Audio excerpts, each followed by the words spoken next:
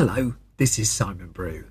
I'm the editor of Film Stories magazine, and a very warm welcome to a very special episode of the Film Stories podcast. Come with me. And I show you how deep the rabbit hole goes. And movies that had stories. That the story just sucks them in. This is just the beginning. Stories. We would be honored if you would join us. Hello, and a very warm welcome to Film Stories with Simon Brew. I am Simon Brew, as always. There's absolutely everything you need to know about me. The aim of the podcast, though, well, it's given away in the title, really. I'm here to talk off the stories of films, and I tend to talk about development stories, production stories, marketing stories, release stories, all those ingredients that go towards making the films that we know and sometimes love, just that, the films that we know and sometimes love. Now, the films I cover on the podcast tend to have a more mainstream leaning than anything else. They're films I'm interested in or invested in to some degree. I try not to do snark and I try not to punch down. This podcast is a celebration of cinema and very much an appreciation that films somehow get made. What this episode also is one of my occasional special episodes of Film Stories where I bring in a filmmaking guest to talk about their body of work or their recent release, and we get a little bit of both in the case of this particular episode, because I'm delighted to be joined by James Mangold, the co-writer and the director of the newly released Indiana Jones and the Dial of Destiny that's just playing in cinemas around the world just as this podcast is released. Now, a few things just to set up before we get into the discussion.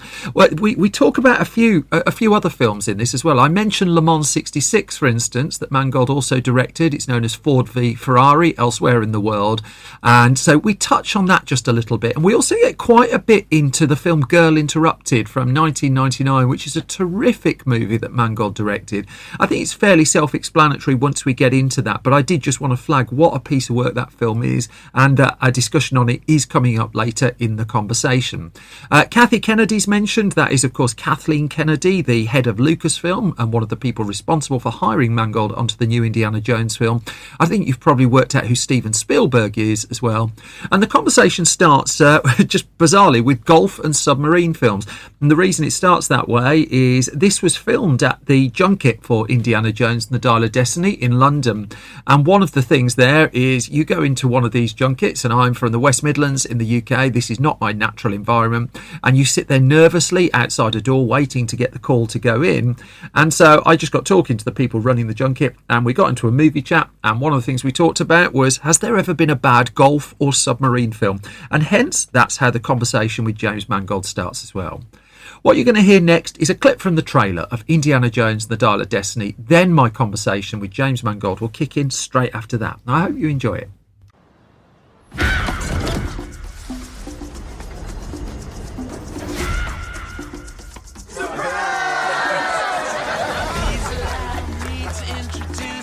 I'm retiring.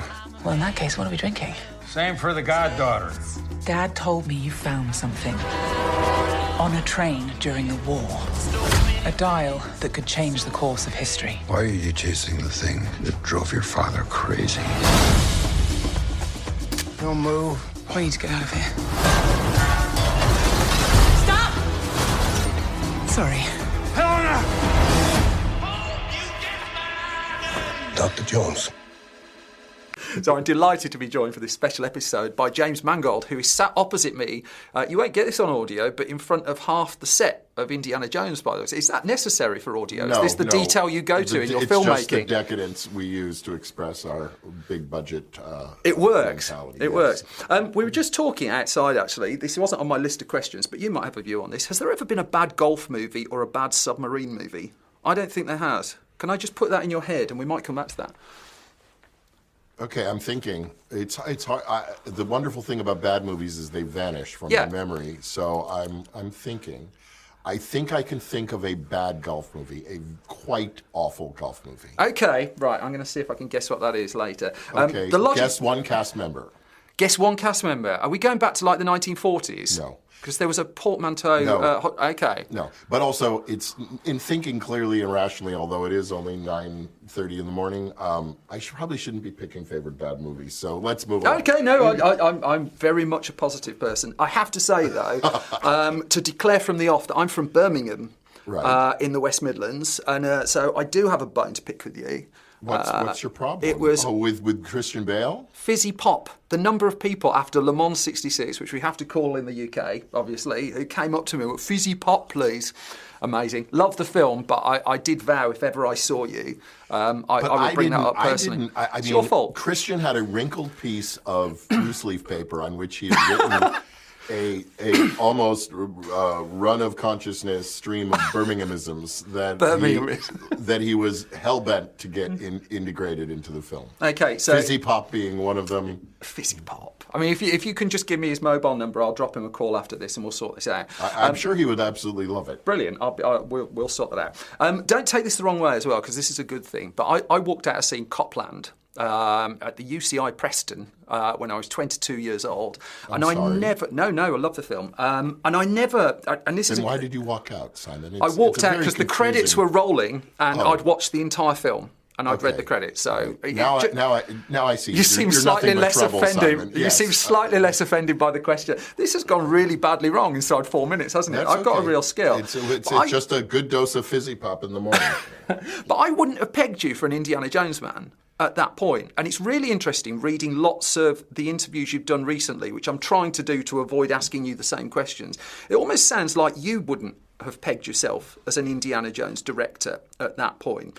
As a broke guy living in Lower Manhattan? No. Absolutely. Right. Absolutely. And I'm just kind of curious what the headspace is of it. Because I get the process, that's been explained, but just the mentally... There's several things, Simon, to think about. One is that the 30-year-old who was making Copland was waist deep in New York City and making a dark... kind of morality tale about cops at that moment. But I, honestly, if you told me something like this was happening 20 years later, I wouldn't be shocked. I mean, you're talking to someone who came up, who had 17 in his last year of high school, was in the theater watching Raiders of the Lost Ark on the first screening of the first day, who had Super 8 copies of Raiders, Empire Strikes Back, Star Wars, Superman, all it would run on his projector and analyze and watch over and over again. So, but the other interesting thing, I guess, about me, although I'm not quite used to therapy with Simon, but is that the very fact that you don't see me doing it is part of what's so attractive. Yeah. To do it. Completely get that. Okay. Completely get that. Because the other thing, it's rare to interview a director where I've watched every single one of their films. You know, someone who's been in the business quite a while. Usually there's one or two that you miss. And I mean, it occurred to me going through, it sounds like the most trivial point, but there's only one colon in the title to any of your films. And even then, that's because of the time. 3:10 to Yuma. And the reason I bring that up is you've talked in the past you've hinted in the past that kind of a colon in a title is a signifier that film isn't always entirely sure what it is. That's true, but when it involves time, I'll give you a pass on. Give me a bloody break. time I'll give you a pass on. But my point is... but blah, blah, blah, colon, the final blah, blah, blah sounds entirely different than 3:10 to Yuma. So... But I just being the colon. I just wonder if that's a signifier that across your films you know what they are before you step onto a set. And I know that's like a really small trivial question, but I've spoken to filmmakers who haven't had that. Who don't know what they're making. Who don't entirely know that parts. Well, yes, I think one of the lies that we directors perpetuate as we sit with fellows and ladies like you is that we knew everything in advance. We had a wet rag on our head and we had a vision and we saw the whole thing. And Hitchcock really started this as a publicity technique. Director is all-seeing, all-knowing. Shooting is boring. We had the whole thing in our head as a movie before we ever started at all. But the reality is even Hitchcock discovered things shooting and compensate. I mean, there's actually been academic studies about how he shot coverage, he shot alternate ways of doing the scene. He protected himself from even his own imaginings to make sure they would work in the cutting room. But where I'm getting, I guess, is more just the point that you do feel something about the movie.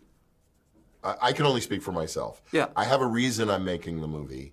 I have an idea I'm making the movie for.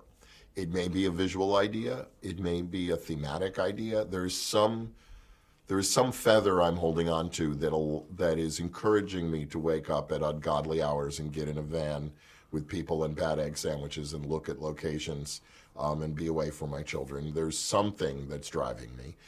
But then there is this magical thing, which is in the making of the film and the collaboration and intermixing with the unique cast you have, the locations, the light on that day, the way wardrobe or chemistry between two actors may work, that the film starts to reveal itself in ways that you could never have imagined.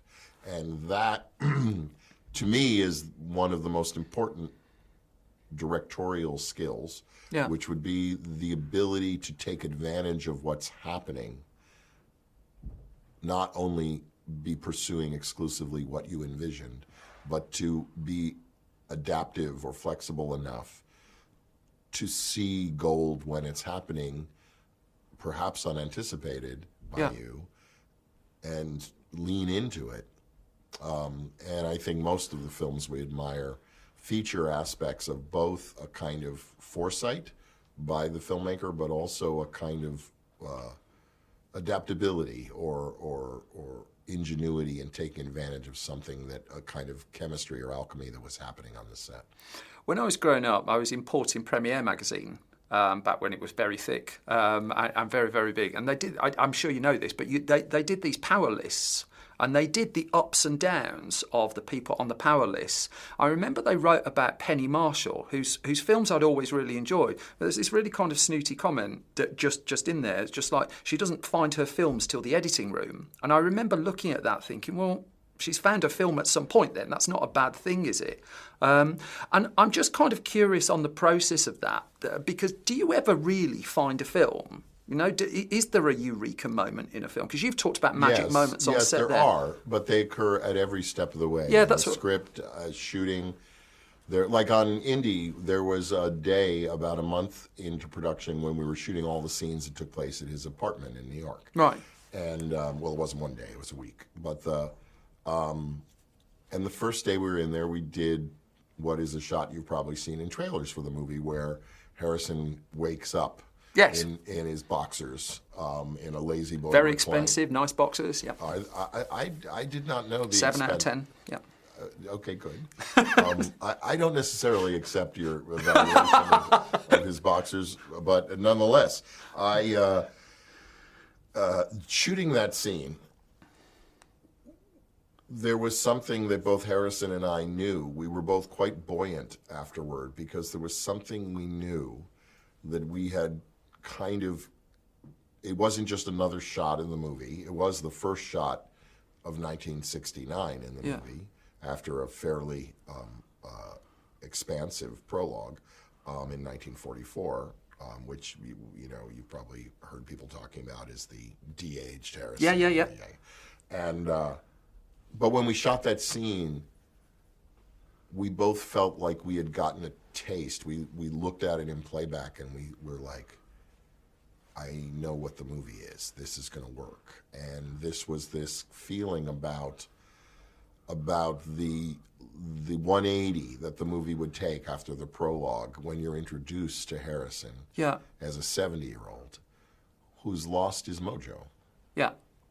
And there was just something about that shot, his performance waking up, his bravery just doing it in his skivvies, and and what we could see was going to be the effect on the audience in that moment, of kind of having to reconcile this old man in his apartment alone, looking a bit lost, and this person we had just seen 18 seconds ago battling Nazis on a train. Presumably in a moment like that, you've not got same old. That that's something very distinct and different, even within the barriers of this franchise. For, of course, as you're making the movie, is not just something good, but something that feels like lightning in a bottle in some way. Yeah, I mean, you talk in interviews quite a lot about William Friedkin and the way that he puts films like French Connection and stuff together without a lot of the machinery and a lot of the ecosystem of modern movies. I listened to the audio book of his memoir, actually, which is quite something, listening to William Friedkin read his own story. I mean, he sounds vaguely angry reading it, which is just perfect. But what was really interesting about that was you cite him almost as a filmmaking hero, and he talks about how he went about learning composition of shots. And he was talking about how he was working, I think it was for Walper, just in a television studio, and had no schooling in this, no idea how to do it, and was just shooting some tin cans. Someone came down from the gallery, because he'd shot them just in a row, time and time again, moved one of the cans just in front of the other, just to add some depth. And he just said that's all anyone ever taught him about that. And I do wonder, in the midst, I thought that was really fascinating, especially when you consider all the films that he's made. Yes, but we all start somewhere. But do you think, I mean, if there's a question in the midst of it, appreciating meandering, it's just I'm sure your audience is also wondering. But is there room for that? Is there room for instinct? Is there room for mistake? Is there room for being wrong? Because Christopher Nolan... There has to be. Yeah. Can you talk about that a little bit? Because we often see filmmakers like you as bulletproof a bit. To sweep those mistakes under the rug. Yeah. That's the beauty of film, the beauty of the ability to cut or choose a take or lift a scene or reorder something, is that there are a certain number of miscalculations that the medium is pliable enough to help hide and maintain a veneer of seeming perfection. It's just when if you're making mistakes more often than getting things right. Yeah. The medium is not. It's the net beneath the high wire is not that strong. But there is always the ability to recover from a couple bad moves, hopefully. But is your Indiana Jones set, for instance, a safer space for you to explore and learn things as your set on Heavy, for instance?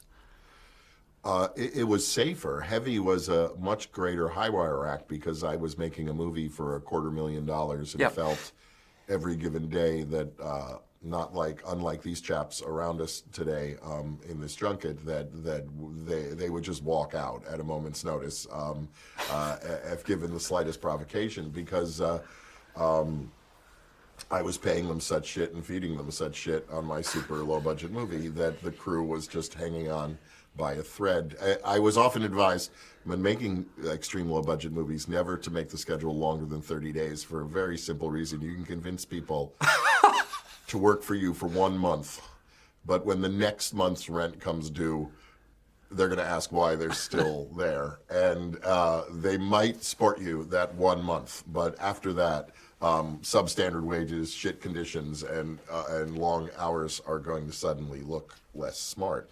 On a film like Indiana Jones and The Dial of Destiny, of course, there's a long schedule, and I've accrued some measure of power, so that there is, and confidence of those who put money in my films, meaning that I haven't tended to go over, I haven't tended to make disasters financially, and so there's a certain measure of leeway you get to play without too many people looking over your shoulder and asking what you're doing, which is a joy, especially on a film as large as this.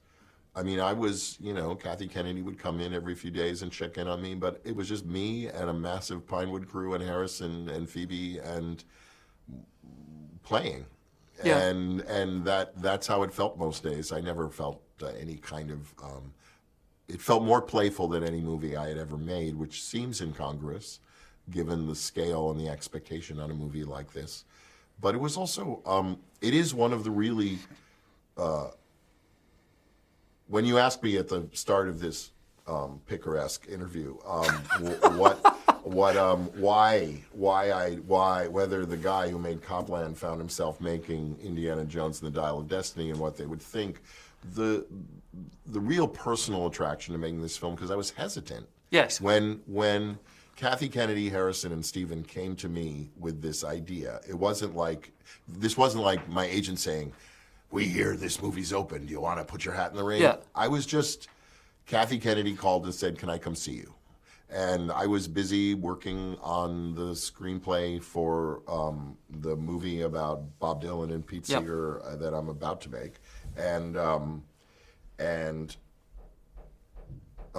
Kathy surprised me with this idea, and Harrison then cleaned up, and then Stephen asked me to come visit him in the Valley, and each of them made their both argument why I should do this, and also wanted me to think about what I would do with it. And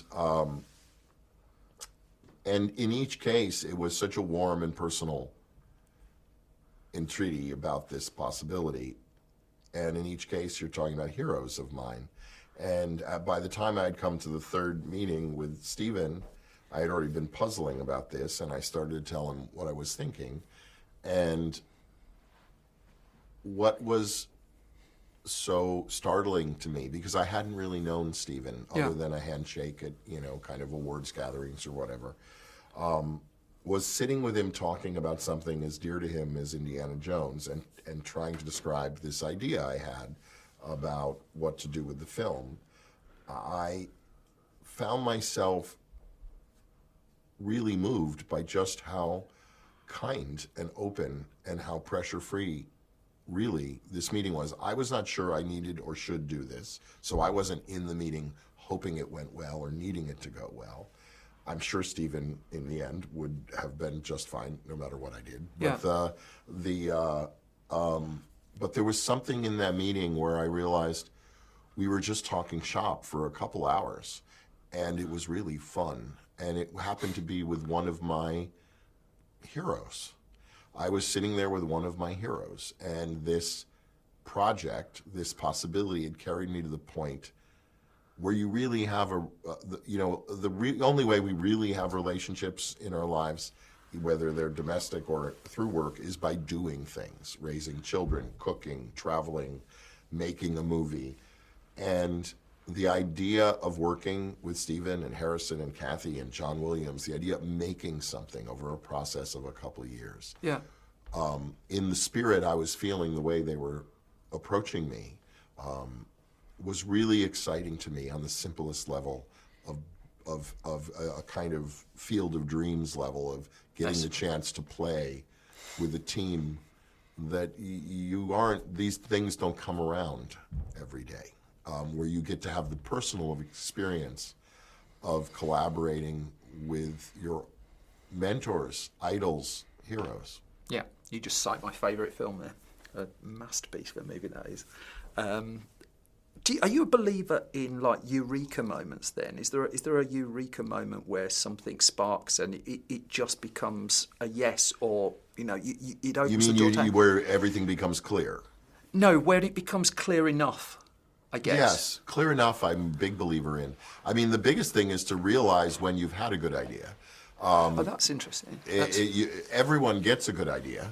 It's just sometimes, there it's gone, and now they moved on. And like a lotto ticket or Willy Wonka's golden ticket, it just fritters down the sidewalk to another child. And it's up to you to know when something hits a chord. And what made me, besides that wonderful personal desire to work with and collaborate with filmmaking heroes of mine, the thing where I felt like I was onto something was where I think they had gotten stuck with the project on a script level, which was, how do you do another adventure with Indiana Jones when the star is in his high 70s? Yeah. And how do you do that in a way that doesn't make the film all about his age? And my eureka moment was, stop trying to make it not about his age. Yeah. Make it entirely about his age. Meaning my thing was just, your bug is the feature. Your feeling of liability is actually the theme of the whole movie. Another adventure from this great hero as he's pushing 80 but pretending he's not is not interesting. Yeah. But another adventure with this great adventure hero when he's too old to be doing this anymore and doesn't even know if he wants to, and the world has changed around him, and he's not even sure he could find his mojo anyway, is a much more interesting place to start. Yeah. And makes the movie, to me, feel like it has something to say, meaning you have to have a reason to make a movie, and that reason can't just, well, it certainly can be to make money. That is most often the reason movies are made, especially bigger ones. But I can't do that. I like money, but the reality is the actual act of making something hollow and meaningless for cash for 2 to 3 years of my life, when I could also make money making something meaningful, is maybe less, but still the trade-off. Being imprisoned in a hollow movie is a kind of purgatory no one wants, and so because it just means you don't know why you're waking up, and you don't know what you're doing because you never knew why you're there, other than the fact that it's a property that should be made for money.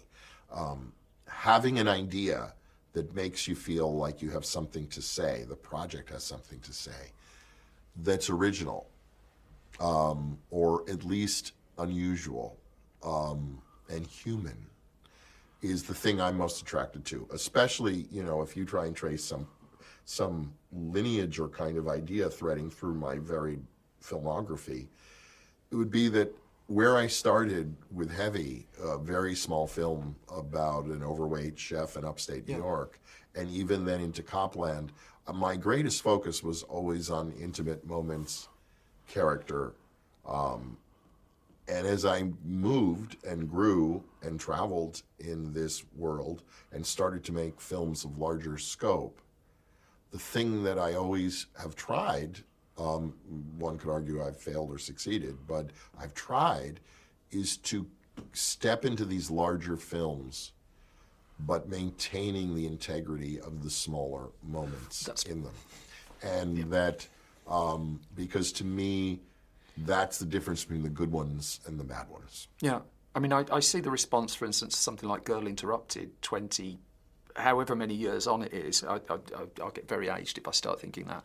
But I mean, it's quite interesting, the stuff Tom Hanks has recently been saying about time is the missing component in judging a film. I mean, we're in the midst of a new release and the great big bubble of it. But I see responses going to you for film that you made decades ago that means an awful lot to people that you might not have got at the time. I'm just wondering, again, what that feels like as a human being, really. I know it's like a small question, but it seems No, it's a big question, because it's very gratifying, because, to be honest, like Girl Interrupted, for instance, was a very hard movie to make. It was a rated R film that was really intended for young people, younger people than a rated R movie would allow to even go. But it was rated R, of course, because it featured there was sexual molestation and suicide and a lot of hot button issues, even more now than then, but that made the film an adult film. But it was also dealing with the confusion of growing up, and trying to understand how to be, what is sanity, what is, but in the moment, the movie got caught up immediately in a kind of, and this has often happened to me, but in a kind of critical swirl of like One Flew Over the Cuckoo's Nest with chicks kind of thing. Yeah, I remember the response. And it got immediately not as good as Cuckoo's Nest. And it's like, who was ever, even thinking? I mean, Milos was actually a teacher and a mentor of mine. I was never thinking of trying to outdo him any more, by the way, than I was thinking with Indiana Jones and the Dial of Destiny of trying to outdo Steven in Raiders of the Lost Ark. I'm happy to get bronze or even whatever I'll take, as long as I'm not dinging the whole thing.